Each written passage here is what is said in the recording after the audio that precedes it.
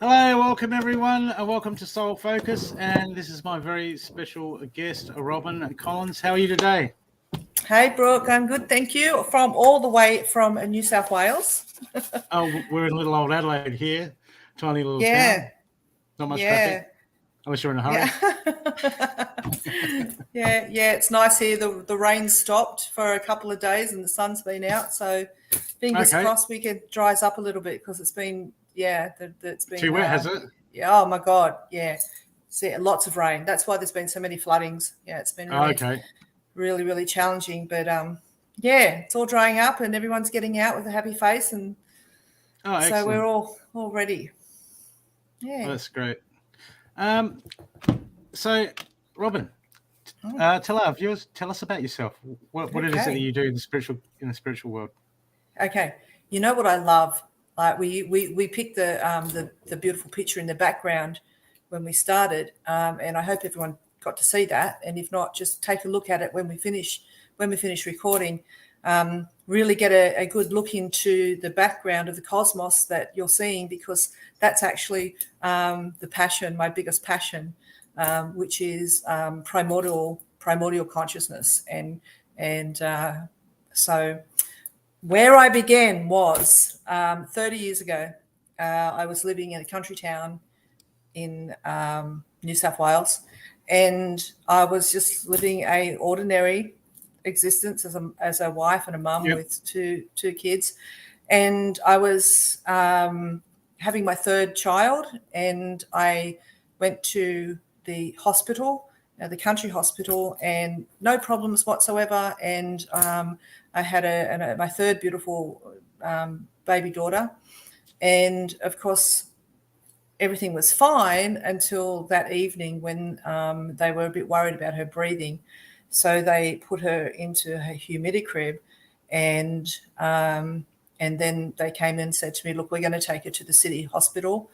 So we're just going to wait until the Yep. child flight gets here." And unfortunately, between the hospital and the helicopter that was on a football field, we lost her. No, they Oh, lost her. We all lost her. yep. So they brought her back in. They tried to get her her lungs had collapsed from pneumonia, and so yeah, that was the beginning and the beginning of a new reality and the end of an old reality. Yep. So it was my existential crisis. Yeah. So we lost her, and it took 2 years of horrific despair and grief, suicide, depression, suicidal thoughts, depression, Yep. the pits of hell, really, and having Mm, to climb out of that place. So, and a lot of, I know a lot of the viewers would, have been through our own existential crisis, which is so broad, of course. Then there is the people that are very curious and haven't come onto a spiritual pathway through yep. having to go through a crisis like that. And so luckily today, with the evolution of technology and social media, we have a lot more access to being able to get in touch with the spiritual pathway and the questioning. So, but back then, that was in 1992, in a country town, there was no internet. The telephones were the ones you used to pick up and still ring. Yep. And so I know it makes me feel old right I now, but remember just thinking like, those. oh, good. Yeah. Yeah, so I 2 years of complete despair, and I remember going outside one day and putting the clothes on the line, and my two little girls were at school, and I had luckily I was blessed that I had another daughter after I lost Taylor. So Taylor is my Yep. angel, and but I remember putting the clothes on the line one day and looking up at the sky, going, so I was atheist. I had no belief, nothing, Yep. and I was living in a little country town, which was like really Christian, the Yeah. Christian foundation, Always. and I just looked up at the sky and I went, if there is a God, I think I used a few choice words, Not just that, but if there's a God, because I was angry, Yeah, really, absolutely. that's what grief does, and I was really angry. It was part of the grieving process, bereaving process, where you actually start bargaining with God, and you start you go through all these stages of bereavement, and of course, one of them is anger and bargaining. And if there's a God, you better show up, because this is killing me. Internally, like I'm living every day for my children, for my daughters, but there's something that's not being answered, and the clergy, the church came around, and people were beautiful. We were in a country town, the community were beautiful, but there was just that there was something missing. And and about within a week, I was watching Oprah, and back in the Oprah days, and she had a lady on by the name of Betty Eadie, and Betty wrote a book called Embraced by the Light, and she spoke about her near-death experience. Well, I'm 2 years in and trying to make sense out of the senseless, of course, and when I heard this lady talking, I went, wow, like that sounds pretty cool. There's something about that makes more. It just made more sense. So I got on the telephone, and I didn't know what to, like, where am I going to buy a spiritual book from? So I got out the yellow pages, and I found the spiritual books, and that led me to the Theosophical Society in Sydney, the Adia bookshop. And again, there wasn't spiritual shops anywhere back in those days. Stop. Not even crystal shops? Not even crystal shops. No. I not in 1992, really. Like, they started coming out pretty much from then, I think. Yeah. But yeah, not as much. They started coming out much after that. Anyway, so I got this book and read it, and it just it made sense. I just felt all this weight off my shoulders, and at the end of the book, this is a 30-year-long story. I told you, right? So we'll be here for a while. If anyone wants to ask questions or jump in, let me know. So then in the back of the book, it said, so, people were asking, what can I do to understand this experience, this out-of-body experience, and all of this? So she said that she died, she went to the light, she went to the tunnel, and she got through the tunnel, and on the other side of the tunnel, there was her family that said, you've got to go back, you still got more to do, your typical story that we all hear today. But back then, it was like, really, this is before Oprah had Eckhart Tolle and everyone on. So it was back in the early days for her as well. Anyway, so it had in it to do meditation and yoga and Reiki. And I thought, well, okay, then the only yoga teacher there was the little Indian lady that was on at 6 o'clock, every Sunday morning on the ABC show or something. And that was it.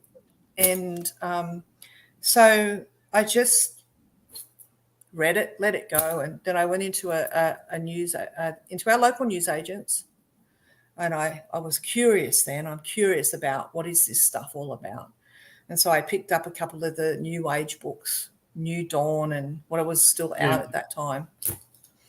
And and then in one of those books, as I opened it up, it said, "Spiritual Awakening. Are you looking for a spiritual awakening," or something like that? I went, yeah, sure I am. And so I called this phone number, and it was for Reiki. I didn't even know what Reiki was, but it happened to be I was down in Cootamundra in the country towns, and then the Reiki workshop that was on was back in my hometown, which is the Central Coast, so like 5 hours. So I went down into the country to be there with my husband, who was working at the abattoirs. And then I've come all the way back to the Central Coast to do this Reiki course. And in the meantime, I had no idea what was going on. I just, now I know what I did. I surrendered. I was in a place of innocence. I was in a place of the unknown, in innocence, and I was really open. And unfortunately, today I see that we're not as open as what we are when we are in that innocent mind. Yeah. We've got so much information, so much technology. We're saturated with information. Yeah. And yet when I look back at how my innocent mind back was there, it was open and available for life to show up, not for me to have to go seeking, everywhere. Yeah. Yep. So the pathway was really gentle, and it was very clear, and it wasn't saturated, and there wasn't Reiki masters on every doorstep. And like it is today, it's over the industry is People don't know really where to go. Oversaturated. Mm. Anyway, so I've gone to do.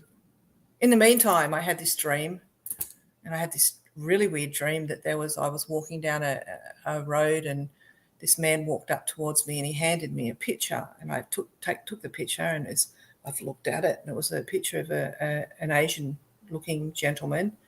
And it looked like a monk, and I kind of, okay, and I've put it under my arm, and I've kept on walking.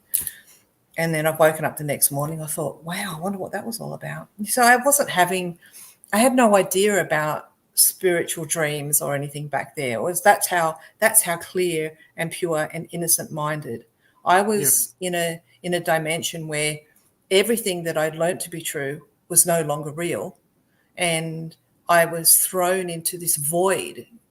And when I got thrown into the void of grief, it just kind of wiped everything. It just wipes everything clear. So this pure mind, this opportunity for the universe to show up through a prayer, through asking, I did. If there's God, you better effing show up. Yep. So that was a prayer. It was, even though I swore, it was still the prayer was there. I've done something similar. Yeah. So from there I went, and that's it. Sometimes we get to the pits of despair before we we put our hand up and ask for help. So then I've come back up the Central Coast. Why on all places back up the Central Coast it's my hometown. And I've gone up and down the street, and there was this little old house with weeds growing all up. It looked like a witch's house. And that happened to be where the Reiki master lived. So I've gone in and knocked on the door, and this little old man's come out, and I said, I'm here for Reiki. Oh yeah, come on in, love. And I'm thinking, what the fuck have I got myself into? Sorry, do we bleep this out? What have I got myself into? And they're passionate swear words, of course. Anyway, and he sat us down in this little room, and there was only I think there was him and two other people in this tiny little veranda room where we couldn't swing a cat, right? And I sat down, and on this table in front of me, there's this picture, and I've looked at the picture, and I've looked back, I went, that's the guy. That's the guy that's in the picture that was given to me in a dream, months ago. And it was Mikhail Usui. So Mikhail Usui is the founder of Reiki, as you know, and many people know. So this is where I started to get really open, trusting, curious, and it just kept on going. And it's never stopped. It just has not stopped. 30 years, and I'm still now I'm so much it. I am it. I am this. I was someone who was being shown all of the mystical experiences and the gifts and my connections with the mystical and the phenomenon, and the pathway's been about trusting in those guiding in that guidance, having these experiences, these out-of-body experiences, these psychic experiences, and then and they show up, getting all the crystals and seeing the power of crystals and the power of healing, and then even continuing this driving force, this impulse to continue to grow into it and to move, to transcend beyond all of the things of it on the earth plane, and to then totally immerse and die into that and dissolve the whole aspect of my objective relative self and my relative world into this pure, powerful, absolute, incredible existence of source, of God, of the divine. That's all that we are, right? Yep. But mate, it's been a roller coaster. Oh, always. Yeah. It's fun though, isn't it? It's fun when you go back to the old ways, and like, as you said, it sometimes takes, something harsh in your life, or just a wake up call before you actually go there.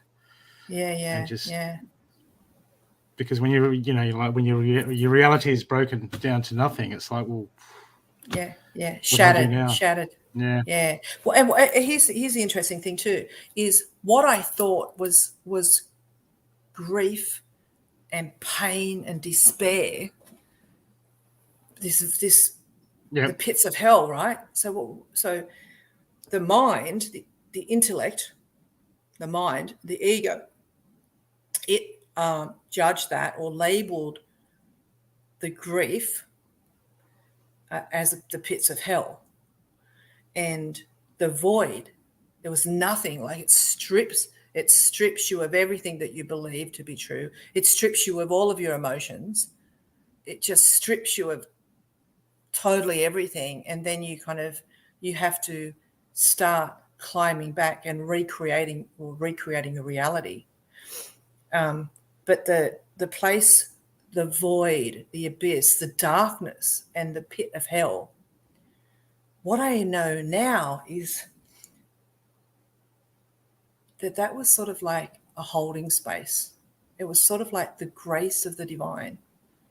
It was like, what I know now, that the very ground of being, the very, very deepest and highest and most purest source of divinity, the ground of being is this emptiness, this void, the abyss, this timeless, formless,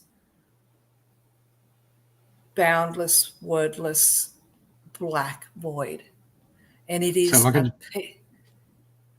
attachment. No. This is, so we go back to this picture we've got here behind us, right? Yep.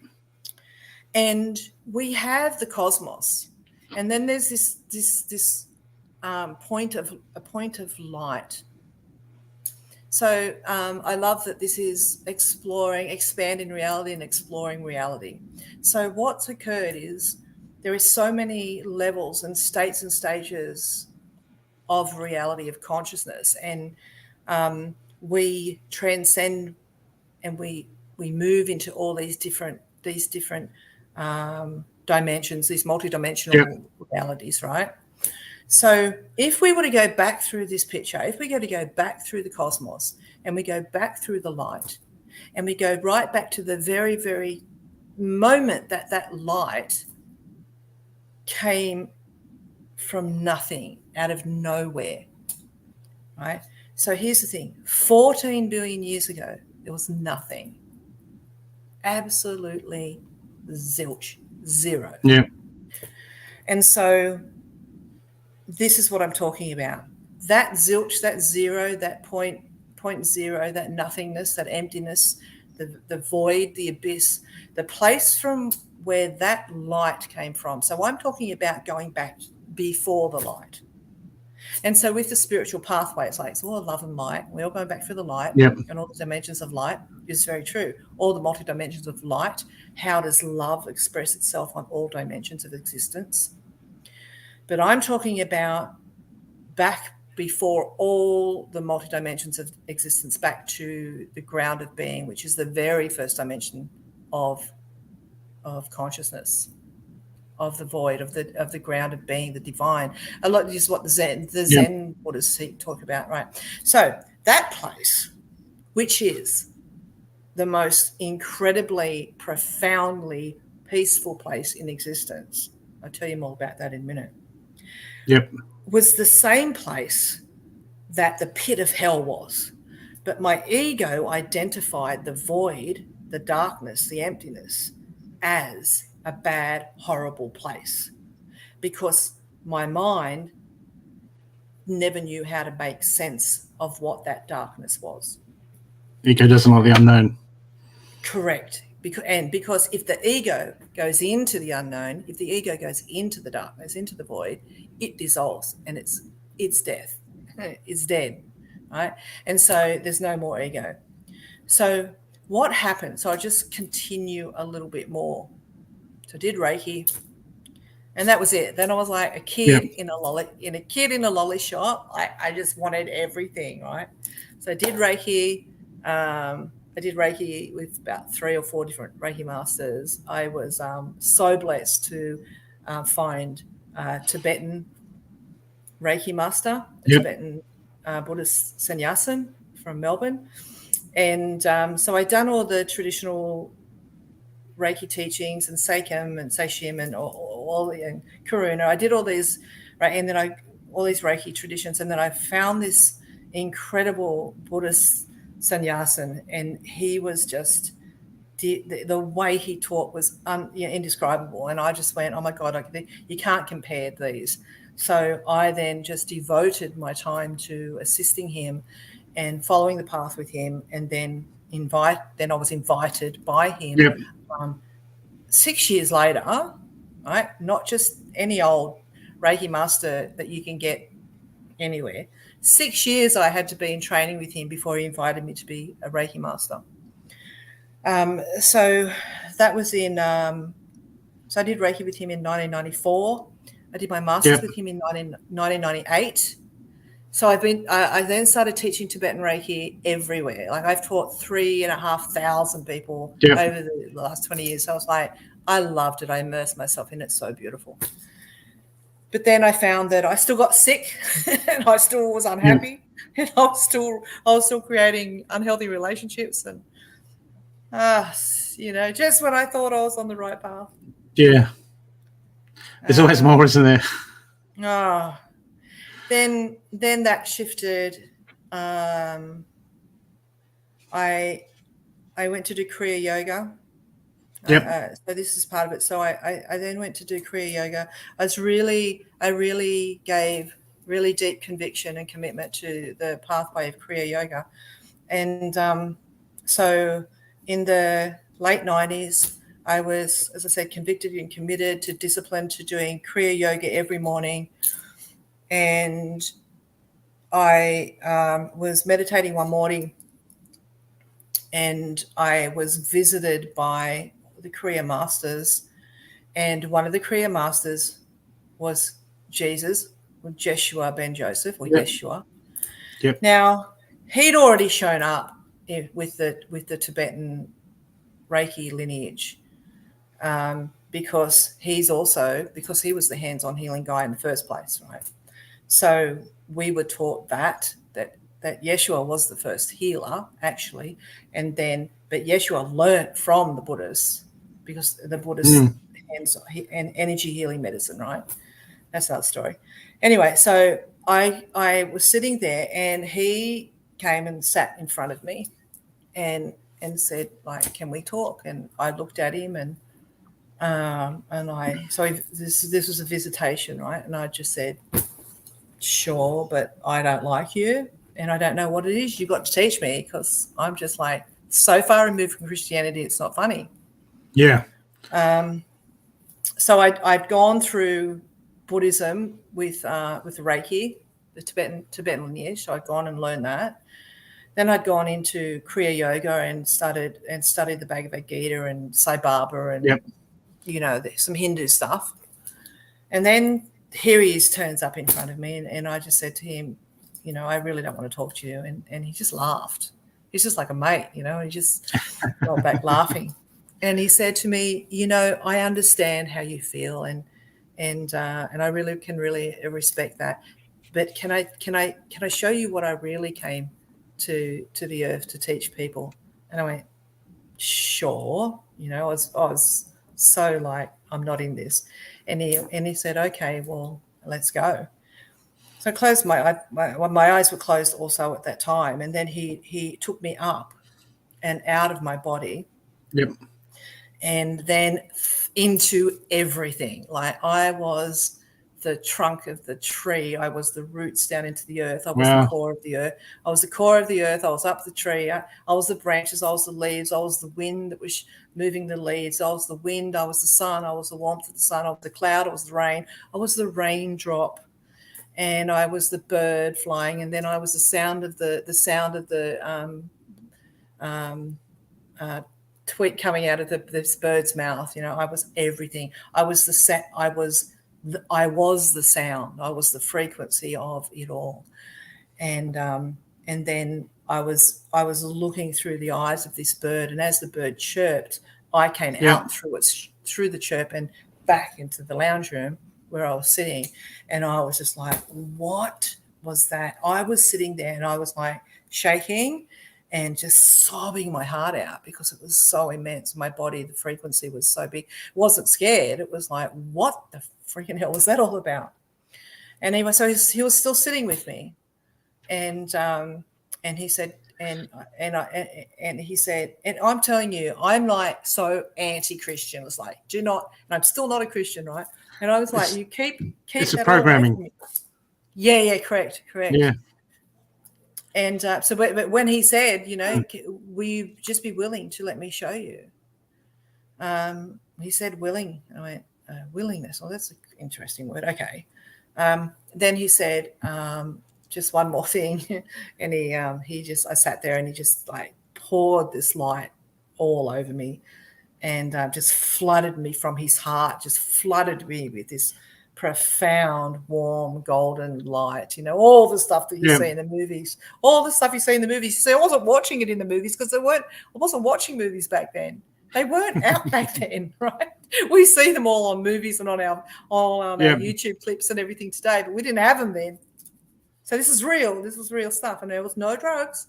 The only way we were seeing that sort of stuff was through LSD or mushies or something. And it says none of that. This was real. And because I was like, this stuff has to be proved to me. If I'm a bit of a rebel, prove it. If you don't prove it to me, then I for myself, I won't think it's real anyway. So I came out of that. He'd gone. I'm left there like this sobbing puddle on the floor. I got up. I went back and I called my master, my Kriya yoga master, and I told him what happened. And he's gone, oh, my God, I'm so, so excited. I'm so happy because that's what he did to me. That's how he comes to us. And he comes to those that don't believe in him as well, so that you can be the ones that go, I sort of didn't believe in what Jesus came to the planet, but it was real. He's probably used to a challenge. Yes. Oh, mate, it was amazing. Anyway, he said to me, can I come back and see you? And I went, sure, but you won't. How are you going to do that? I don't even think I want to meditate. I don't want to do yoga now because I was too scared. It was a bit of a trip, right? And he said to me, you'll know, I'll turn up. And I said, well, I'm not going to read the Bible. I'm not going to church.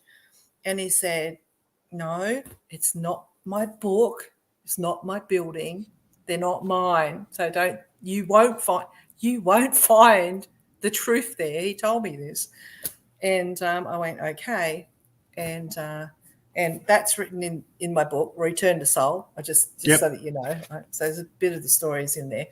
Anyway, exactly a year to the day, he didn't turn back up. Exactly a year to the day, I had left a marriage that I never, ever was going to leave. It's like, that was not going to happen. I'm just here to stay. just things shifted, and I just couldn't stay in the country anymore. I had to get back to the ocean. I had to get back to my hometown, back to my land, back to the ocean, back to the mountains, and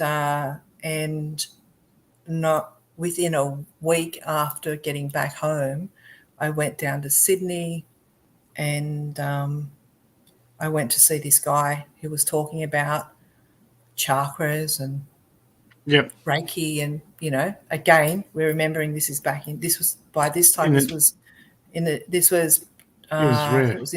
2000. This was actually 1999. I think it was 1999, 2000. And then someone said to him, "So how do you get all this information?" And he started telling a story. I was doing yoga. I was visited by Jesus. I'm not a Christian, and I've just gone, "That's my story." Anyway, so this guy ended up continuing to tell his story, and he actually had the same visitation from Jeshua and continued on. He came back and started channeling all of the Christ teachings about Christ consciousness and about Jeshua, and it's sort of like an extension of A Course in Miracles. Anyway, so I just dropped everything. I stopped all my modalities. I done Reiki, I done reconnections and theta healing, all of that stuff. And I just dropped it all, and I just totally convicted myself then into this pathway. And so I was quite immersed in that for about 2000 to about 2005. And I went on a pilgrimage to Israel. I'm nearly finished. We're nearly there. Oh, you're right. You're right. I've gone on a trip to Israel, and I was on the mountain of Masada, where all the Jews suicided, killed themselves and their children and their wives, so the Romans didn't kill them and rape and kill them. So there was a lot of, ancient history, of course, on the mountain of Masada. And I just had this moment where I just looked out onto the desert, and it felt like the desert just came in and poured itself into me. So it was the same feeling as what it was like when Jeshua poured this light from his heart. Yeah. It was sort of like what I will call. So it's a transmission.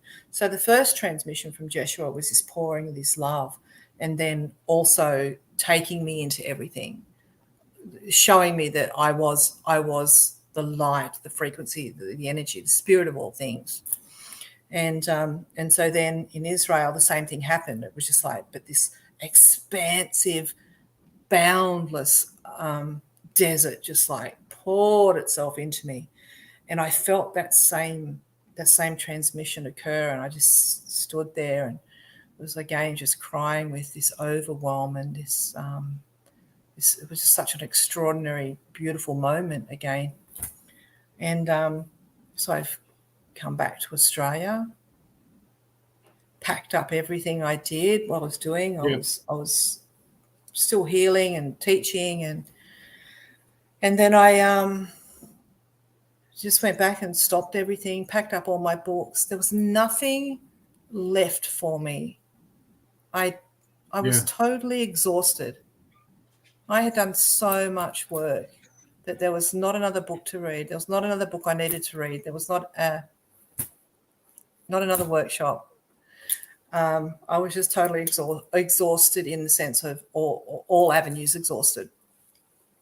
And so then about 4 weeks after that had occurred, I started getting these dreams in lucid dreams, because I was taught a lot. I've been taught a lot in lucid dream state.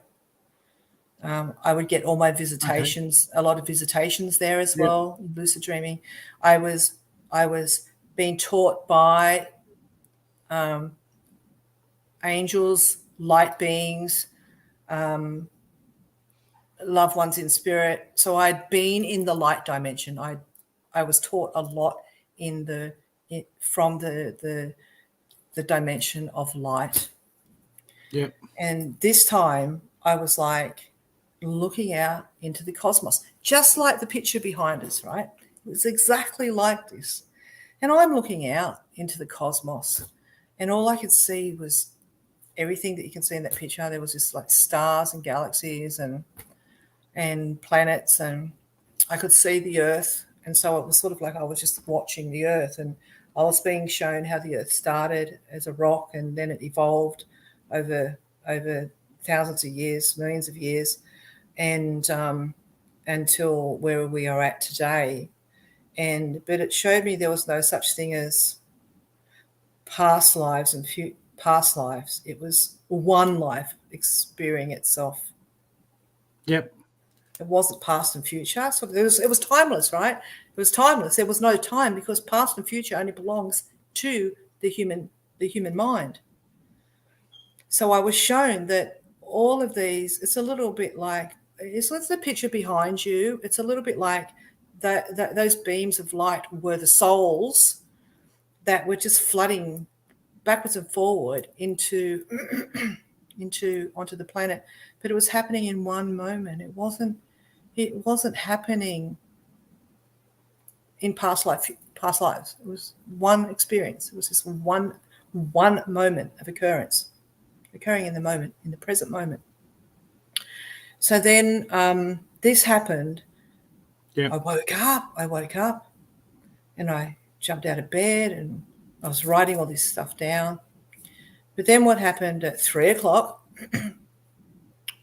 for 3 nights, at 3:00 in the morning for 3 weeks, I got these visions. I'd get out of bed, write it all down.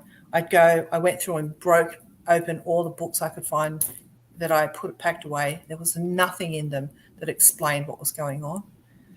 And so on the last vision that I was given, there was this knowing, this voice, this telepathic communication that said, who am I? Because when I was in the light dimensions, I was able to see myself as a soul, as a light body, and I could put my hand through the other side. But this time, when it said, like, when I asked who am I went to look at myself, and then I just burst into the blackness. I'd moved beyond and through. I'd moved beyond and through, and it's like I broke through the membrane of the dimension of light and the cosmos. I'd broken through that into the total void, black abyss, and it was freaking amazing. And I'm there, nothing but blackness, and there's only consciousness. There's only awareness. There's no me, but there's a knowing, and it's an intelligence, right? And then I've gone, this peace was the peace I'd always been searching for, always. Yep. So all these years, and I've been trying to find it with my crystals and my healing and all the modalities, and I was trying to find it. And then what happened was, that was it, and I knew that was the moment that I had always. That's the moment That's the moment we're all seeking. That's what we're all reaching to, pointing back. Everything's directing us back to this place. Yeah. And so when I said that this void, this darkness, this abyss, when that is like, of course.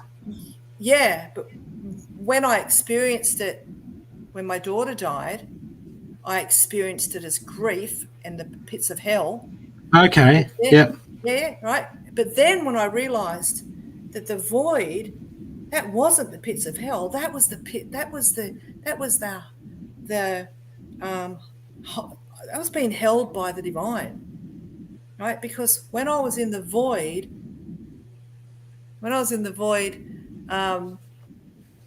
26 years later, I was in the presence of God. I was in the presence of the divine, the source consciousness, whatever you want to call it. It was nothing. It was nothing, and all things were part of this. At the same time. Same power at the same time. But when I was grieving, and when my mind didn't understand what the blackness was, as you said, like the ego doesn't like the darkness. Yeah. Then the only thing the way that I described what the blackness was, what the void was, I would say it was bad. It was like the pits of hell. and it was horrible. It was a feeling of despair and sadness and anger and emptiness. But when I turned that around, the emptiness, the darkness was this holding space of divinity. It was a holding space of love. It was a container. That container was actually holding me through this grief that was just like, it was like a death, and it was a death of the ego, because everything that I believed to be true all died. Wasn't relevant. Wasn't important anymore. No. And so here we are on this journey where we think that this world is important, but it's not, right? Well, what's important is that we return and remember the true nature of our being. The true, most purest nature of our being is this eternal, expansive, timeless expression of bliss, of peace. And that what rises from that peace, what gives birth then, so this is like Shiva and Shakti, like, it's like this movement. This has all been explained through the religions, right? But I was having it as a quantum experience. This was a quantum experience. This wasn't just a Hindu. This wasn't Shiva and Shakti. This wasn't Nirvana and Buddha. Like this wasn't heaven and Jesus. They were gone. This was the cosmos was showing me what God or source or intelligence truly is. Now, I never knew any of this stuff. This just started coming to me, and just it started teaching me itself, and then from there, it said to me, now you'll come back to the earth and teach this. And I'm going, again, here's that voice, the voice, the voice that's not a voice. How am I going to teach this? You will know. You will go back to the earth and you will know, because this is the end of all seeking. Because it was everything that I'd been seeking, and this was the end of the pathway. This was the end of all seeking, and it was stopping and letting go, relinquishing anything that had any identification with the human self, that is the vehicle for the soul to embody and to use as its vehicle for the soul to wake up to this very moment, to realize that who we are is this timeless, pure experience. And what rises up out of that peaceful ground is the movement of light, which is love, right? So sometimes people go, well, how is God love? Well, I don't get it. If God's loving, why does all this shit happening in my life? I can't be a very loving God. And that's just because it's all stuff that's in the mind. But the love that God is this, it is what rises up. So out of this void, out of this womb of birthing. And so out of this womb, this 14 billion year journey it's been. So if we take ourselves back on 14 billion years ago to this nothing, to this void, to this grounded being, the womb of all creation, then what's come up and birthed out of that is the love that even births and moves out of ourselves when we meditate and we go within and we return to our own deep our own grounded being. And so it's that peace that's then just birthed from us. It's the love that's birthed. It's the movement, the active expression, the active movement of love. So this is Shiva is the grounded being, and Shakti is the dance of creation. Yeah. Yep. And so, boom, that's it. That's the 30 years. Profound. And here I am today about to actually launch and teach this. This has been going on for years. Yep. And I finally got it to the point where it's been researched. It's been qualitatively researched. I've had students that have been doing this for years, feeling it, getting out of their bodies, getting into the cosmos, getting just beyond all things and setting themselves free. Then it's like, but hang on, there's more. Now I went to a neurofeedback lady, professor. So I had EEG done. I wanted to have it quantitatively measured. So I went and had an EEG done, and every part of primordial meditation that I was taught, that I was shown to give and to teach humanity, it actually moves the brain waves totally into from alpha, theta, gamma, and into epsilon, and it just takes the brain wave. It takes you out of your body and straight into the cosmos. And I've got it measured, quantitatively measured. So, what is primal meditation exactly? So it's a primordial meditation. Yep. So we've got primordial meditation. Primordial is the beginning, the ground, right?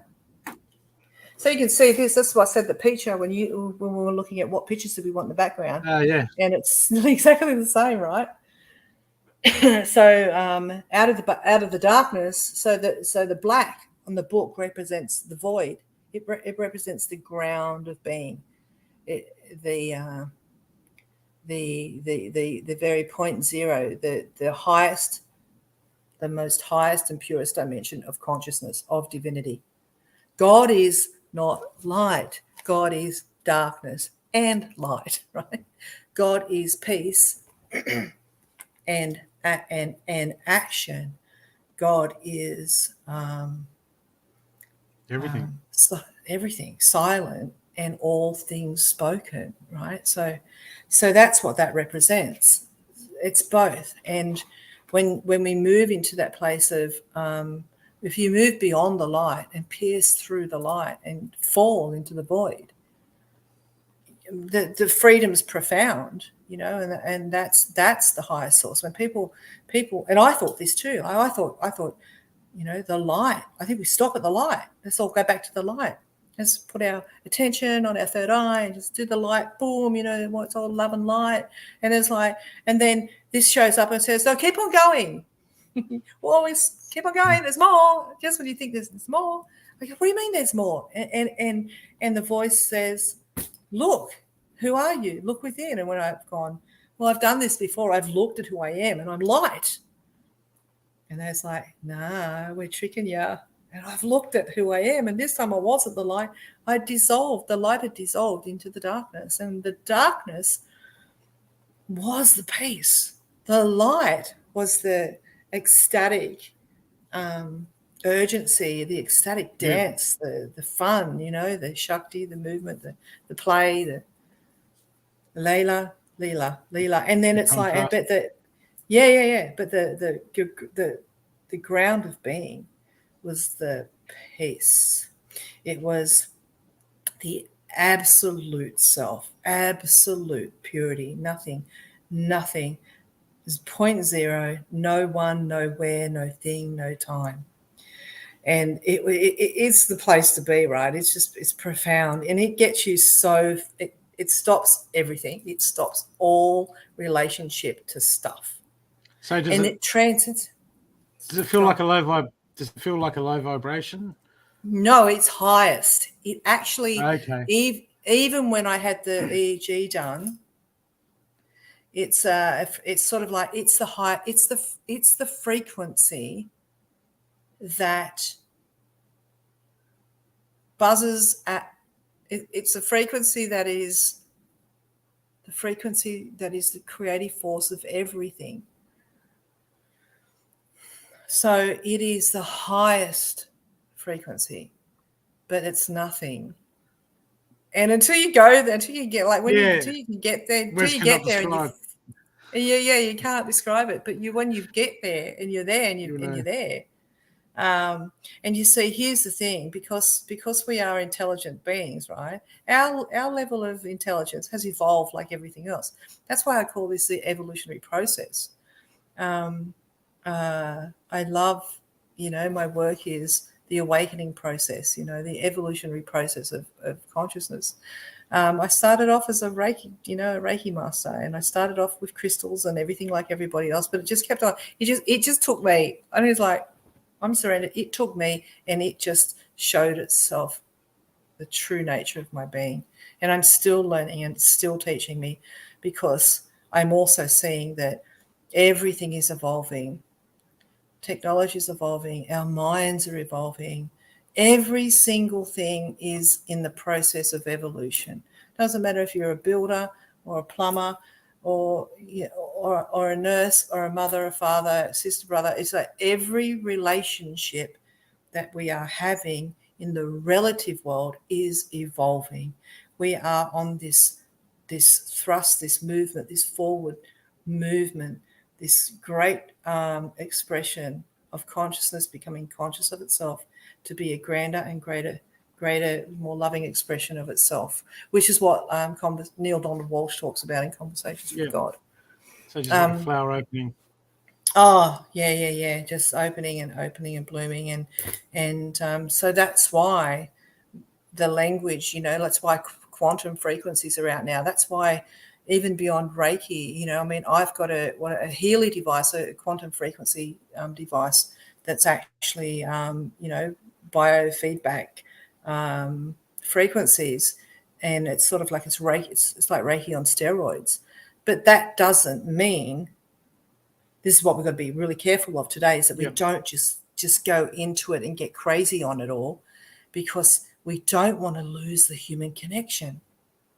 We don't want to lose the touch, And even with what we've just gone on with the pandemic, it's like everyone's had to sit back and really meet the edge of their fears, having to move back and, being isolated and not being in it. But I think what's occurred with the pandemic has been a massive awakening on the planet, based on people have had to actually meet the edge of these fears. They're meeting their isolation. They're getting lonely, and they're either getting angry with the loneliness because they can't have their people around, and then they'll project that and blame that on everything that's going wrong. And it's all everyone else's fault because I'm not allowed to see anybody, and it's either the virus's fault, or it's the government's fault, or it's someone's fault. It's like, I just go like, shit. Can you guys stop this and stop and really see what's going on? Everyone's getting an opportunity to stop, to move in, to just sense, go in and go, what's really going on inwardly? I'm feeling separation, and in the separation, I'm feeling fear, because I'm meeting something that I've never had to meet before. So there's this void, there's this mystery. And if we go into that, if we allow ourselves to go into self-inquiry and go into that void, into that mystery, into the loneliness, the loneliness is actually an invitation to be alone. The loneliness is an invitation to go inward and go, well, why don't we turn in and look at and make friends with being alone, and start dealing with ourselves and falling in love with being fully and completely whole, return back all of the fragmented parts of ourself that is in relationship to that world. And it's a little bit like source consciousness. Yeah, it's like source God consciousness. It said, you know what?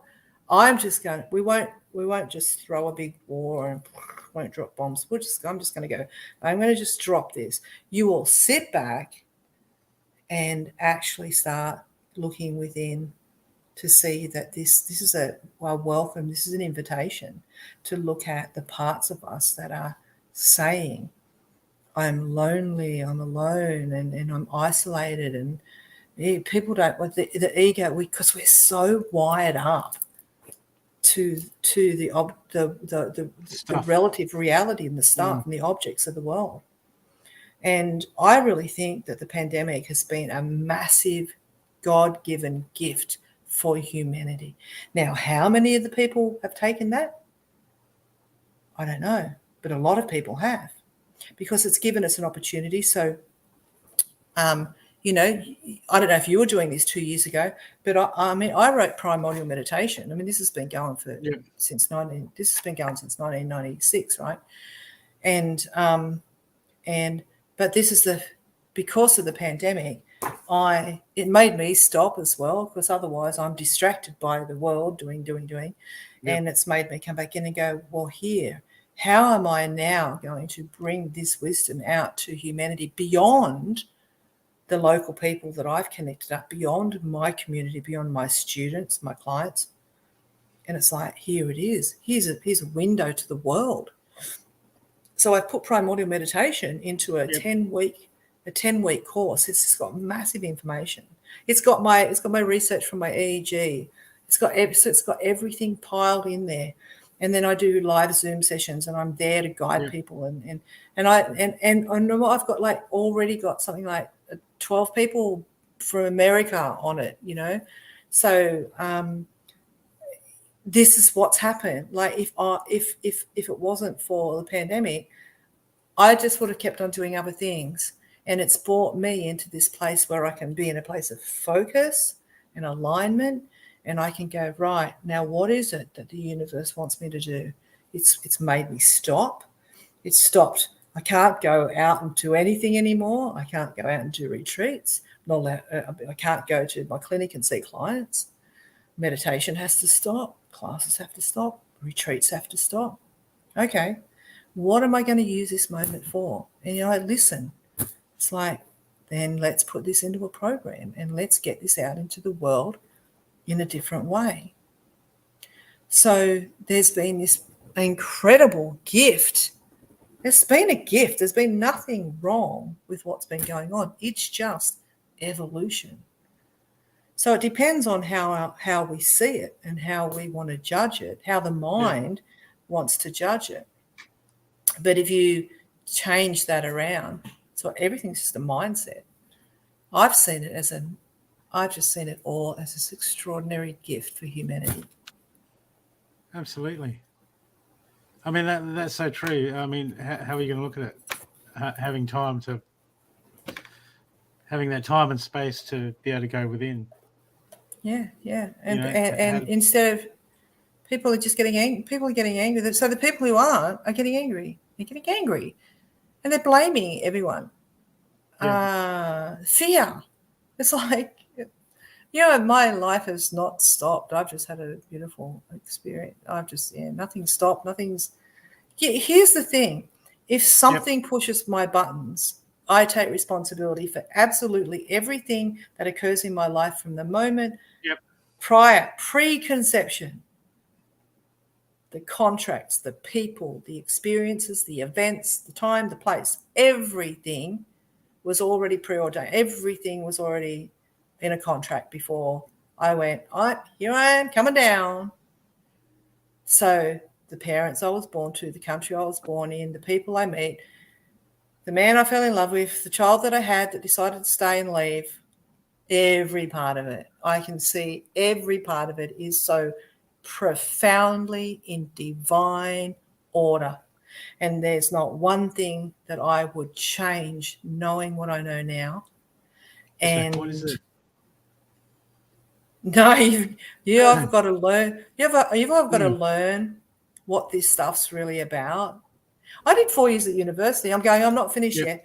I went and did 4 years at university doing applied social science psychology, counselling psychology. So I've even gone, I'm just going to go in there I'm only going there for 4 years, and I'm going to stop everything, and I'm going to go in, and I'm going to use this as an opportunity to know that I don't know why I kicked and screamed going to university. Why? I was 45. I went to uni. I'm 58 now, right? 45, 46. I was 46 when I went to uni, graduated when I was 50. Had no idea why I was doing it, other than I thought, well, because I already am good at grief and bereavement counselling, I didn't have a professional degree. Yep. I've come out of uni and smashed out Return to Soul. And I would have no idea. I had written this in a manual. This was just written. Some of this was written in pen and paper. And Yep. but going to uni helped me understand academic writing. And if I hadn't done that, then it would have just been, I just would have been struggling. Struggling. Yeah. So I just see that, right, well, then that's obviously why I went to uni, so that I could get my my love and light fairy mind Yep. back into Okay. alignment. Yep. I had to get I had to tap into using my mind productively again, and balance that with science and psychology, science and God, science, God. Yeah, I had the whole lot. I just wanted to integrate it all. So it was very much, it was about really, really deep integration and understand. And then when the cosmos showed up, and primordial meditation came up, Yep. I've just gone, oh wait, now what? Like, I don't know what's going to happen tomorrow. I just keep on walking out and having the most beautiful things manifest in my life. I don't even ask anymore. I don't even ask for things to manifest. They just turn up and I'll go, thank you. Thank you. I didn't know I wanted that. Thanks for that. Yeah. And that becomes your gratitude. So and then I get this message off you, and I go, well, this is cool. All right, well, this is great. Thank you. I just love it. It's just amazing. I just get out of the way and I let God flow through me and get my head out of the way. I surrender everything. I take responsibility for everything. There's not one thing that happens in the field of my field of existence, in my unified field. There's nothing that occurs in my life that I don't take 100% total responsibility for. I've created it all. Yeah, there's so much power in that. People don't realise. Oh, they're playing the blame game, and when you just take responsibility for everything, you get all your power. Yeah, we created the pandemic. It's our fault. Why are we blaming the government? Why are we blaming?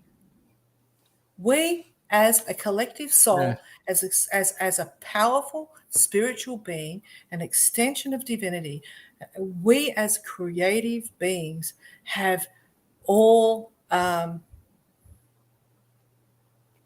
done this together as part of the agreement, as part of a bigger. Yes, it's so much beyond who we think we are. Otherwise, it's just the ego blaming other people.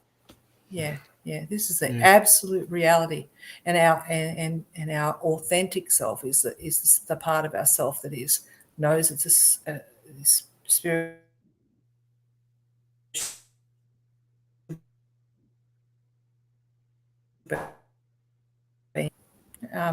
We still have to do those things, and that's just the way. That's where we bring it in. You're just freezing a couple of bits. I'm not sure if it's just on mine or your end. Can anyone tell us? Robyn, you're just freezing. People in the audience, can you just let me know who's freezing?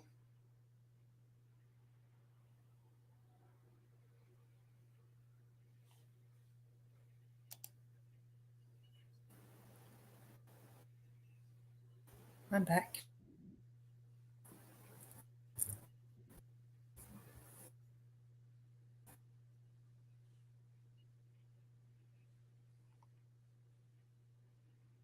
Okay. We're just having a couple of technical difficulties. I'm sure Robyn will be back with us in a sec.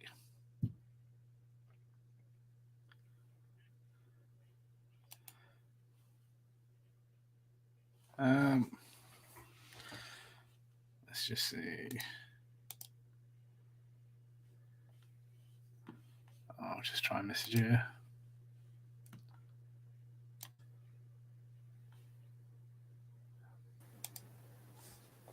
Oh, I'm back. Are you back? Are you back?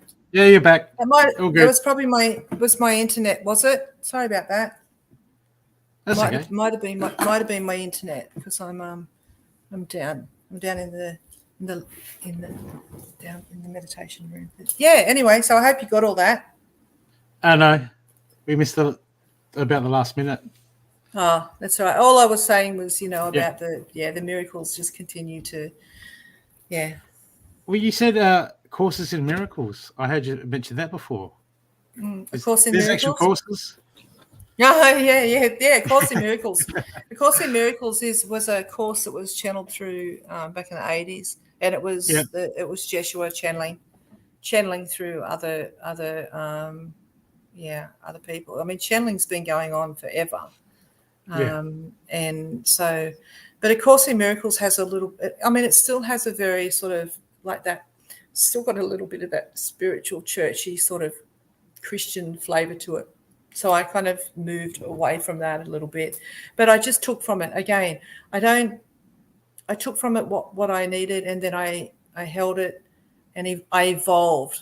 The lessons I learned from it, right? So, and I do know that what has happened is that because of primordial meditation, I know that my relationship with Jeshua and the visitation, and even going to Israel, and then everything that happened, I don't say to people, last thing I say is don't go looking down that path.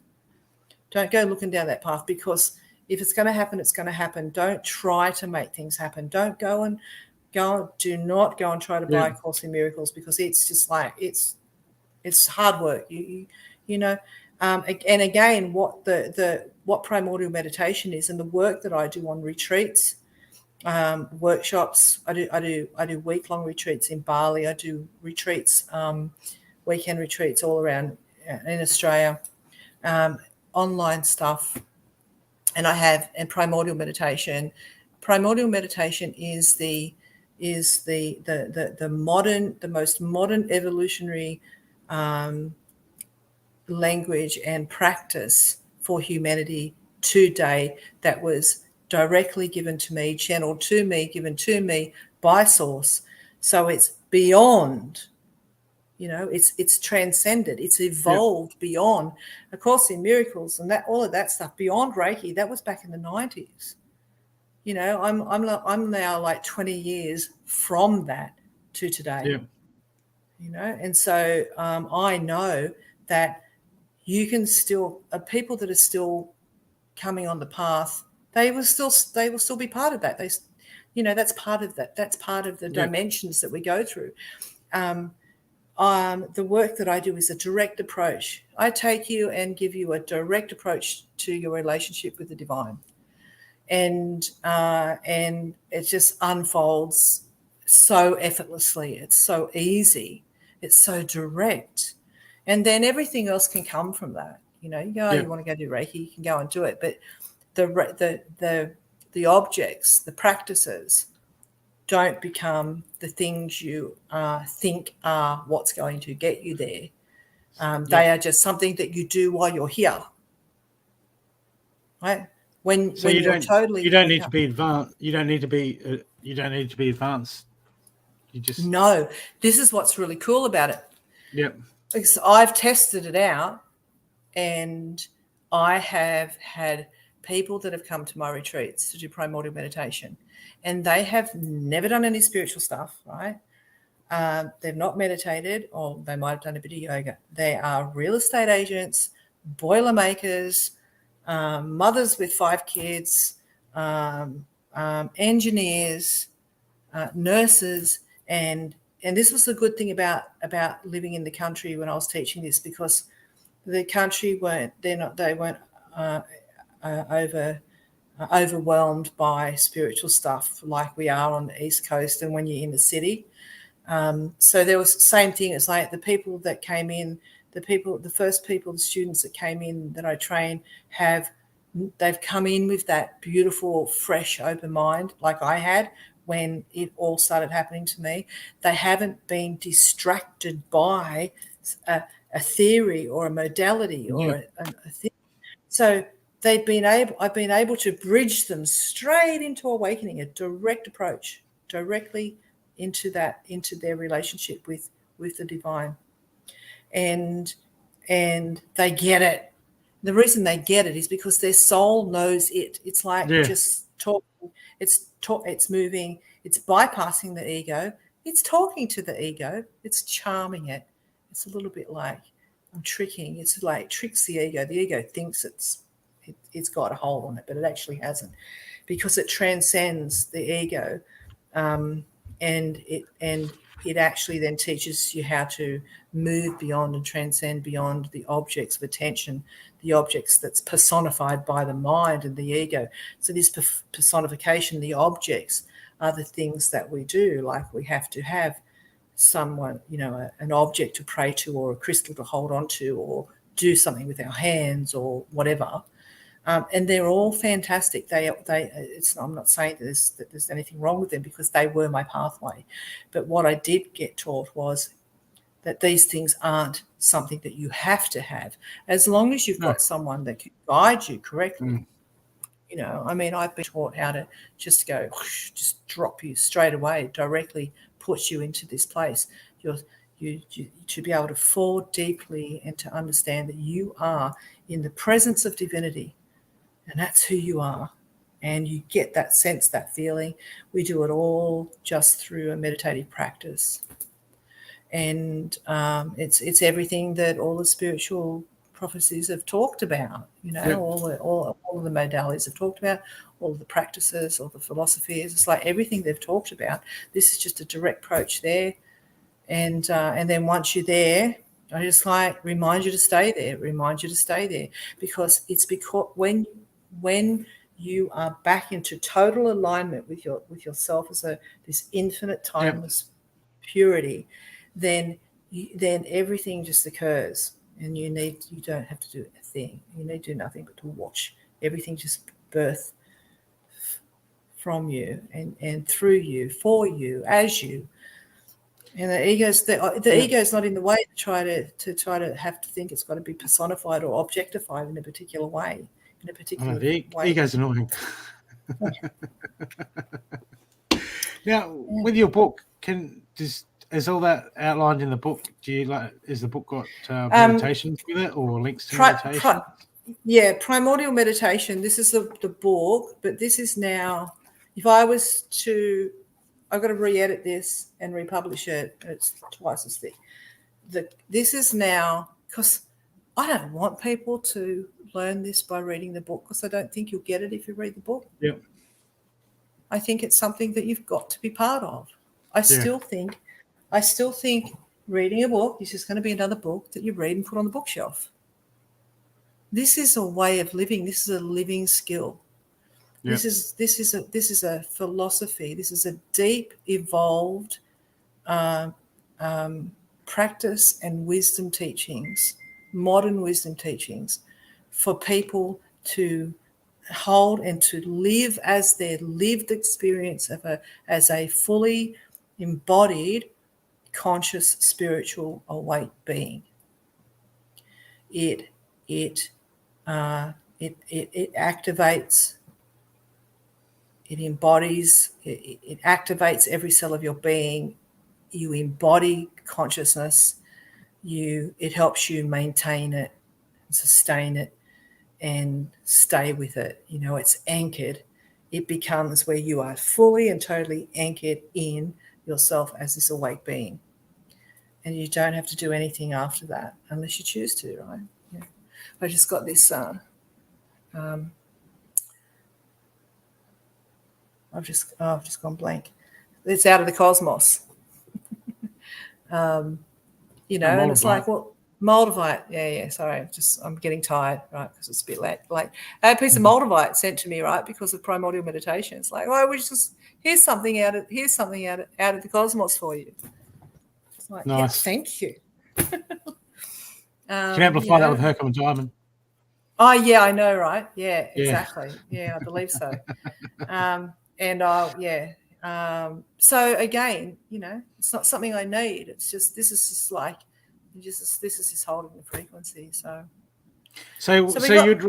you'd recommend that to do your course would be the best way to get the most out of it, or the retreat? Absolutely. So I would recommend, if anyone, my launch. So I've been training people in primordial meditation for years, and it's been done on retreats for level 1 and 2 retreats. So it's been done on retreats. So normally it would cost about $1,000 to go on retreat to learn the whole practice, the whole process. It's up online for $295, and it's being launched on the 28th of April. And so, I recommend people get on. If you come on in $295, you're saving hundreds of dollars. You get all the information. You're sort of like getting the ebook, but you get it. I walk you through it. I come back online. I talk to you. It's Zoom. It's like a masterclass. I hate that word, but it's like that.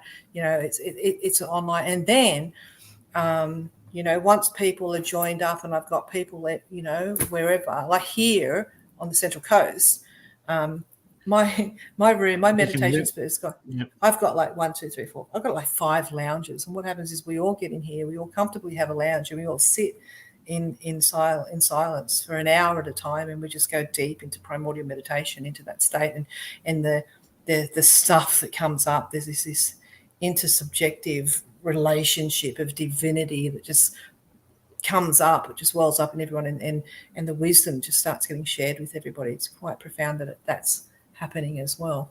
And so then people can come on retreat, and I can be connected anywhere. So I do retreats here in New South Wales, also at Geelong, which is more Riverina, New South Wales. And then I take people to Bali for a week. I'm about to hit Mexico and Maui in the next year or two as well. And it's just about a deeper immersion and connecting up with people and helping them, just continue to build this beautiful conscious tribe around the planet. Yeah, it sounds great. Mm-hmm. Yeah. I'd love to try it. I'd love to learn that. It's got me thinking. Mm-hmm. We get so attached. We're going to do this. We're going to do that. The ego wants us to. We're going to do this and expand. And it's about being searching for that, like how to let go. The emptiness that becomes the fullness. Yeah, correct. That's what it is. It is actually a gift in your own hand. You don't have to, when I'm teaching it, you're listening to it, you're reading it. So you're using all your senses. You're reading, you're listening, you're feeling it, right? So through the meditation, through the listening, through the reading, all of the senses are being met. But then, ultimately it's about you being able to close your eyes and not having to rely on anything. You don't have to rely on headphones. You're not relying on my voice. It is about turning inward. So it's a self-guided practice that you just turn inward, and you actually put yourself through the process, and you're out of your body within how long it takes. You get you to not stop your mind, because we can't stop our thinking, transcend the mind, expand beyond it, below it, above it, but not hold on to it, and just let it move. And then keep on putting our awareness on the expansion, on either the expansion outward and it's happening outward and inward. It's sort of like it's happening at the same time. Absolutely. It's brilliant. And that's what I'm here for now. I kind of think, I've done so many different things. And I just go, this is all I'm here for. This was given to me. It was channeled. And now all I can do is just keep on talking about it, getting everyone on board. It sounds like a game changer. To help people wake up, and it's easy. So you do that with you do that with people that are unaware, and they wake up. As they want it, they're coming as long as they want to be free. I want to be free from my physical suffering. Show me something. And anyone who's watching this, right? If you're watching this because you are interested and you want to be free, and you want to be able to free from the limitations and suffering of the mind and the human condition. You're open to waking up spiritually, and that's what is moving you. I couldn't ring up my sister and say, hey, come into my workshop. She'll go, oh, that's weird. I don't want to do that sort of stuff. You've got to be willing, as Joshua said, you've got to be willing to go, I want something. I believe that there's something. I don't know what it is. It's to be in the place of innocence, the unknown, and to be willing to go, I'll try anything. So the people that come are people that saw the advertising. They come along because they're curious, and at least they're saying yes to turning up. Just showing up itself is saying yes. That sounds great. Can I just read this? Pamela says, what would you say truly connected you with your spirit guides? I'm struggling to hear. I see, but I can't hear them. They show me pictures. I also started all my gifts through. Sorry it's taken so long. It's taken nearly an hour to answer, Pamela. Pam, what would I truly say connected me with my spirit guides? I'm sort of like not a connect to your spirit guide person anymore. I'm struggling to hear. I see, but I can't hear them. Like,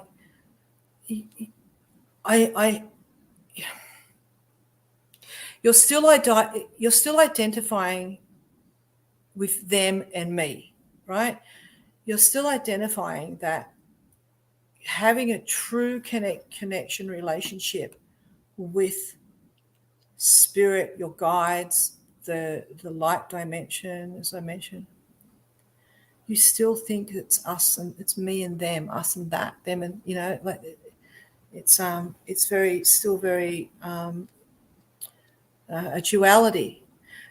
When you transcend beyond needing to think that there's us, there's me and them, and you move beyond that into the place before they even are existent, like, what if there was something more profound and more powerful and more guiding for you than your spirit guides? What if they say to you, go and see my boss? I'm just here as someone that you're just passing by. I'm here to help the boss out. But what if you go straight to their boss? So I'm saying go straight to the top. Primordial meditation takes you straight to the top. Then you are your own spirit guide. You are the light. You are the extension of the divine mind and creative force of existence of love upon this planet. You are that. You don't need to ask questions to something that's separate from you, because you are that. You're your own spirit guide, because you are all at one and aligned with divinity. I hope that helps, Pam. So kind of go beyond them, you know, and that's what this message is about. It's time that we're saying, you know, stop thinking that you've got to rely on just your crystal or on just your spirit guides or on all the masters. Like, they're going, come on, man, like the world's getting overpopulated. We're getting tired. They're just saying, let's put something on this planet that can get them straight back to the boss. Yeah. Because we're getting really tired. We've had a big job, and now there's so many more people asking for their spirit guides on the planet. This has been given. We're having this conversation. You have contacted me, Brooke, the people that are watching this, by no accident. You're meant to be hearing this. Pamela's meant to be hearing this, so that you can go, that there is something there's a gift that's been given on the planet today that helps you move beyond your relationship with the masters, with your guides, with the light beings. You go past them and you go to where they came from. And that makes them less of, I can't say it, I don't mean less evolved. Like, they are only a part, they're only a small part of what is the whole. You know, they're just there as teachers. But what if you go straight to the source? and then you leave them, you leave the spirit guides and you leave the masters, they're still going to be, they've got plenty of work to do. But the people that are hearing this message, it's like a cry. It's like the masters, which is Jeshua. The masters are saying, someone's got to help us out now. You've got to wake up on this planet, and someone's got to help us because we're getting so busy. Can someone just send everyone straight back to the boss? Express bus. Yes, Express lane. yeah, exactly. 8 egos or less.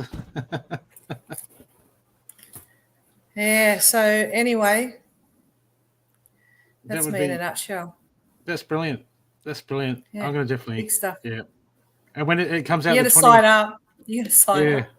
I got to sign up. You know what? And the thing is, Brooke, if people connect and the tribes start connecting, mate, it's nothing for me to get on a plane and come to Adelaide and go like, let's get people together. Let's do this. Let's sit in this and let's just really deepen our relationship.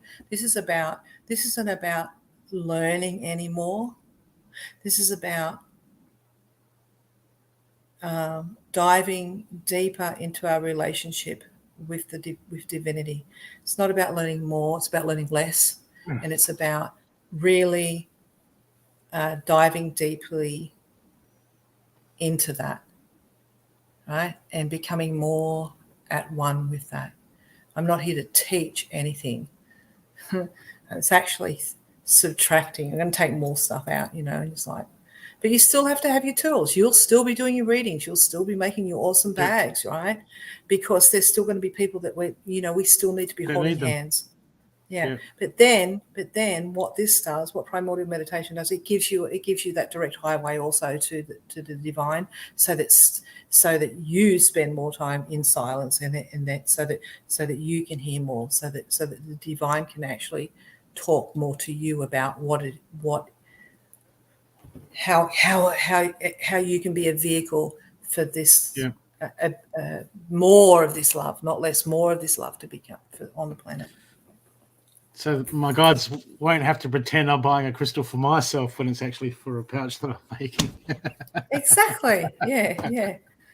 Exactly. So I'm getting sick of going and buying it, looking up a new crystal and going and buying it, getting it home, and then someone makes a pouch, and then I read up on it again. I go, damn, it's for that person. Yeah. You keep on paying them forward. That's it though, isn't it?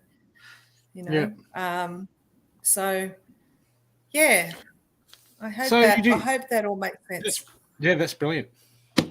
Soul readings. You do soul. I do soul readings as well. Would you like to tell us about? While I'm there. While you're there. Soul readings.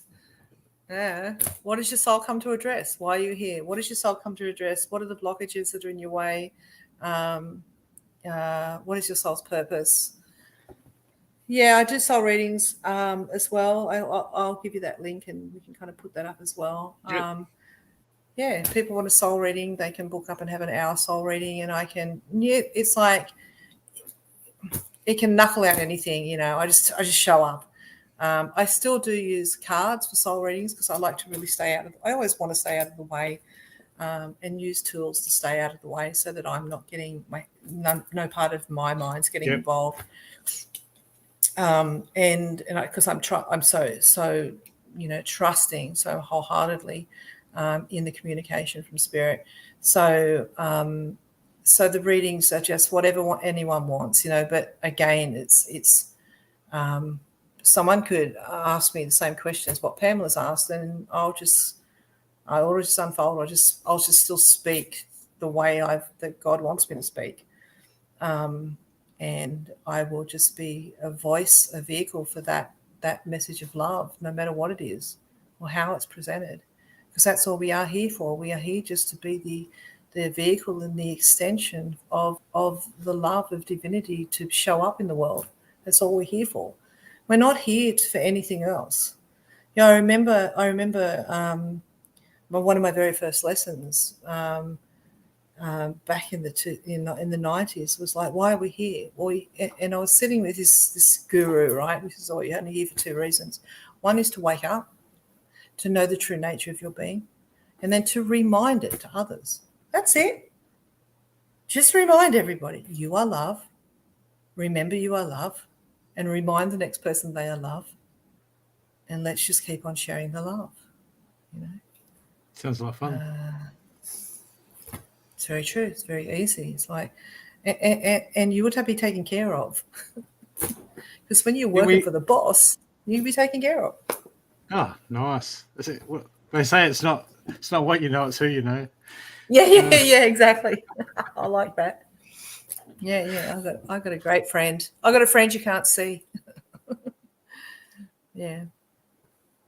I'm sorry. So anyone can contact me, and whatever, we'll stay connected. And I have my Facebook page, and I have a website. I'm on Insight Timer as well. People can go in Insight Timer and listen to some of my meditations. Yep. Elephant Magazine. Yeah, cool. Yep. So lots of things. I've got a YouTube channel with some stuff. Yeah, just however I can find. Yeah, just however we can find our way to just keep on extending that love and that wisdom, and for as many people as possible. Oh, that's great. Is there anything you'd like to add? Like, if you had to go back and give yourself any advice growing spiritually, what would it be? I mean, is there any one thing you would tell yourself? Not to think that the source of love is given to you from something outside of yourself. There is not one person, there's not one job, there's not one person, there's not one man, not one woman, there's not one object, there's not one diamond ring, there's not one, and there's nothing that is the source of the love that you truly, truly desire. Because the only love that you can truly love is the love of yourself. And that's not the narcissistic self look in the mirror sort of love my body. This is this is like the love of the self that is the soul. So when you totally know that the love that you are is this infinite, eternal love of divinity, of God, of spirit, of consciousness, so many words, right? But when you truly align with that, and that is your source of love, and that you realize that if you're going to have a love affair, have a love affair with your relationship with the divine, and that there's no object outside of yourself that will ever give that to you. And like the innocent child again. It's like Jesus said, you must to re-enter the kingdom, you must be go back to being a child again, something like that. And it's like, that's it. Like, we have to be able to keep ourselves in this place of this purity. Like, when you look at it innocent, when you look at a pure newborn child, remember that that's your soul. That newborn child is your soul, or puppy, or kitten, right? It's like that purity. Very, very uncomplicated, very pure. The joy, the way that kids just, want to just play in water puddles, and they just want to run free, and they just giggle and laugh. It's like that innocence is something that we really have to remember, that is the purest nature of the soul. So when we see this in the child, it's like, don't forget, this is who I am. And that all gets tainted by our conditioning once we start getting conditioned to having to conform. Yeah, correct. And so we can keep the innocence of the child, or the innocence of the pure soul, the pure newborn baby, and keep the wisdom and know how to drive a car and do what we've got to do and be responsible. But that purity is the most important thing for it to remember. And we cannot do it any other way than through meditation. Meditation is really, truly the vehicle to freedom. You've got to meditate. You've got to be able to turn your attention inward to return to that inner child, to that purity and to the innocence of the inner child. And that's not objective. It's that pure absolute being. And once we align with that and we fall in love deeply with that, so meditation is a metaphor for falling in love. And when we fall in love with that true nature of our inner being, our soul, then we realize there's nothing can touch that. And even everything out there is temporary, right? Every single object out there that we think is our source of love or our object of attention for love will never stay. This is the concept of impermanence that, again, Buddhism teaches. It's like you cannot get love out of anything because it's impermanent. It comes, it goes, it stays for a while. Our children, we love our children, and then they leave home and they get their own life, and before you know it, they're not the cute little kid that you snuggled up on the lounge with. They really don't want to have a bar with you anymore because they're big and grown up and got their own babies. So It's impermanent, right? So anything that is the content of consciousness is impermanent. The context of consciousness, which is pure soul, the absolute being, the void, the abyss, turning inward and finding our own inner peace, the space of our own, that doesn't move. It stays the same. The space, the silence, it's the only thing that stays the same. It does not move. We have to fall in love with the silence, the stillness, because it doesn't matter how much, I say to my students, they come into the room and, it's all noisy, and then I get them into meditation and I show them. I said, before you came into this room, it was silent. It was so pure. It was so beautiful. And then you all came in and started talking, but the silence is still here. You've just stopped talking. But it's just unconditionally held, the holding container. And it hasn't judged that you've come in or been noisy and talking. It's just loved you. It's held the space. It's silent. It doesn't move. It doesn't judge. It just holds a loving presence. That's what we need to fall in love with. We have to realize that who we are is that same infinite, eternal spaciousness, that timeless, silent dimension. And when we fall in love with that, and when we meet that as our true nature, and we understand that that's who we truly are, then we're no longer distracted or seduced by shiny things. The world. The objects. Yeah. Should we go chasing those? We all go chasing those all the time, Even spiritually, people go chasing gifts and this and that. I think that's. Yeah, I'll get it in that. If it's not Archangel Michael, it'll be another angel. Yeah. It'll give it to me. If it's not this crystal, it'll be in this crystal. And then you realize that it's not. Yeah. And then then you go, this worked, Oh, I was holding my quartz crystal and it worked. And then it's like, how come it's not working anymore? Its power's gone. It's like, no, you just put your attention on thinking that the rose quartz crystal was the object of attention that was giving you the love. It just shifted your vibrational frequency. But then it wasn't what was holding it. It was your intention and your identification with it. But then when it had done its job, so to speak, there was a lesson in that. But then what's happened is if you miss the lesson, then it's not going to have any power anymore. So then you're going to go, well, if it's not the rose quartz, it must be this and this and this and this, right? Again, they help us put our attention where we put our attention, energy flows.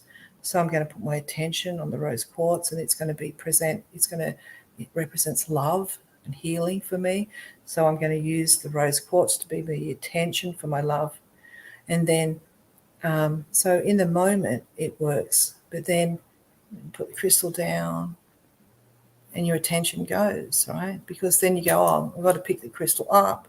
But what's happened is in the meantime, when you've lost your attention on the object, then the whole pattern of conforming and the habits, they're all still there in between. And we're swimming in that, like we're swimming in all of that subconscious, not only ours, but collectively we're swimming in this matrix of this cesspool of judgment and confusion and trauma and separation and fear. And, you know, we have to just keep on keeping ourselves aligned with our relationship with the love that does not move, and it's not in an object. It's in the absolute pure reality.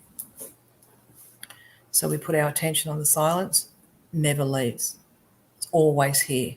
The rose quartz, we'll drop it, we'll break it, we'll lose it, but the silence, it won't go anywhere. It'll always be here. So silence is the key to awakening. Nothing, just silence. Brilliant. So saves us a lot of money. I can tell you what, saves me a lot of money because I'm no longer. So then you just get gifted. How many crystals do you have? Me, I don't none. How many did I have?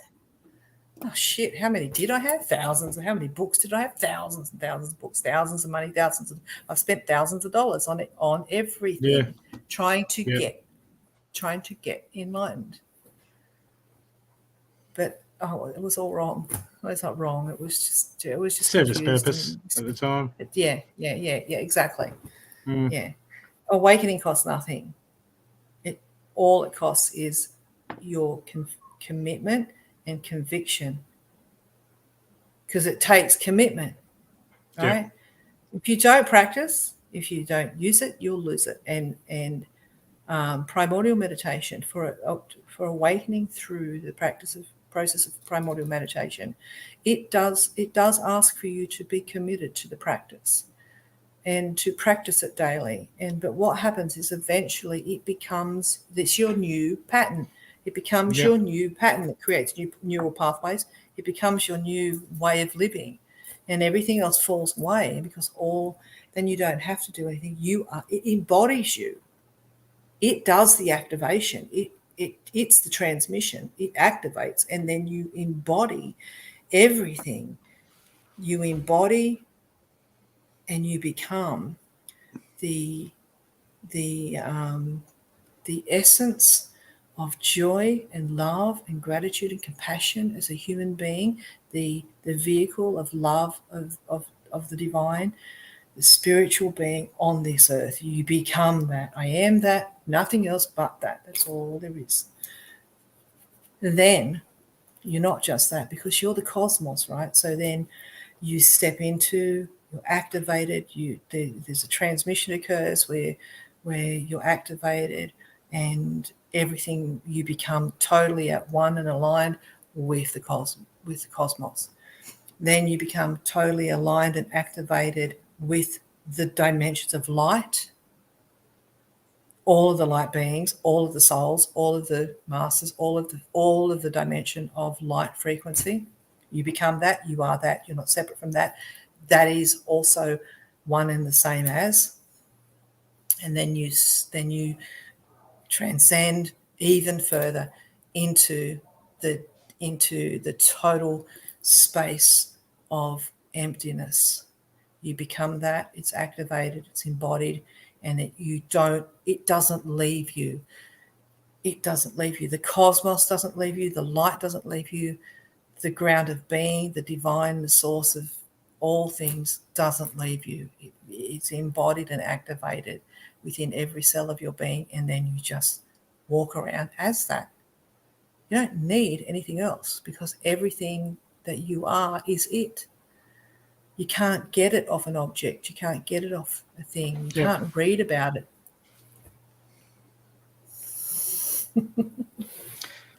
Brilliant.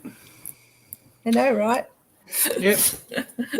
Pretty cool. It's look, I love it because it's not, it's not me. I didn't do it. It was gifted. I just share it and just go, come on, like, let's all just go there.